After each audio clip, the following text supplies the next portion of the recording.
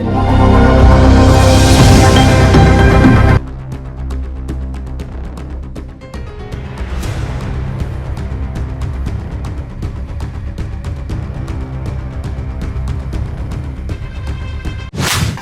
आप देख रहे हैं इनसाइडर लाइव और मैं हूं आपके साथ पूजा। लोकसभा चुनाव 2024 में एनडीए ने 400 सीटों के पार का नारा दिया है। भाजपा ही नहीं, उसके सहयोगी दल के नेता भी इसी नारे को बुलंद कर रहे हैं। इस 400 सीटों के पार वाला नारा बिहार की 40 सीटों के बिना साकार नहीं हो सकता है। ये एनडीए के नेता बखूबी जानते हैं। भाजपा ने देश भर में एक साथ 195 सीटों पर अपने उम्मीदवार घोषित किए हैं, लेकिन इसमें बिहार की कोई भी सीट शामिल नहीं थी।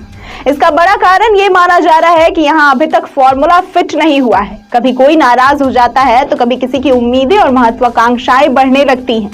फिलहाल मामला नीतीश कुमार के कारण ही उलझा हुआ है, जिनके एनडीए में एंट्री से चिराग पासवान असहज दिख रहे हैं। हालांकि चिराग पासवान को भी भाजपा छोड़ने के मूड में नहीं है। हो सकता है कि इसके लिए नीतीश कुमार के पार्टी की सीटें कम हो जाएं। चिराग पासवान भले ही एनडीए में शामिल हो गए हैं, लेकिन एनडीए में उनके लिए लड़ने का मोर्चा 3 तरफा हो गया है। पहला तो उन्हें उस दल से लड़ना होगा जो एनडीए के खिलाफ लड़ेगा। बाकी 2 लड़ाइयां एनडीए के भीतर की ही है।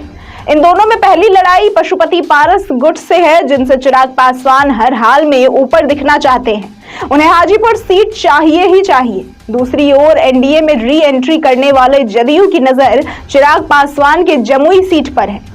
भाजपा के लिए चिराग, नीतीश के साथ पारस को भी समझना चुनौती है। दरअसल जमुई सीट पर बिहार सरकार के पूर्व मंत्री डॉक्टर अशोक चौधरी नजरें गड़ाए हुए हैं। जमुई सुरक्षित सीट है और अशोक चौधरी के लगातार दौरे इसी ओर इशारे भी कर रहे हैं कि अब वे बिहार की नहीं, दिल्ली की राजनीति में एंट्री करने की कोशिश में हैं। संभवतः यही कारण है कि नीतीश के करीबी होते हुए भी बिहार में मंत्रियों की पहली सूची से अशोक चौधरी बाहर रहे। लेकिन जमुई अभी भी चिराग पासवान की ही सीट है। ऐसे में चिराग पासवान अगर जमुई जदयू के लिए छोड़ते हैं तो ये तय होगा कि बलिदान जदयू को भी देना होगा। इस परिस्थिति में जदयू के हाथ से वाल्मीकि नगर सीट जा सकती है। अगर जमुई को चिराग पासवान जदयू के लिए छोड़ देते हैं और जदयू वाल्मीकि नगर छोड़ देती है, तो वहां से उम्मीदवार लोजपा रामविलास के प्रदेश अध्यक्ष राजू तिवारी हो सकते हैं। राजू तिवारी गोविंदगंज से विधायक रह चुके हैं। ऐसी ही तमाम खबरों और जानकारियों के लिए देखते रहें इनसाइडर लाइव।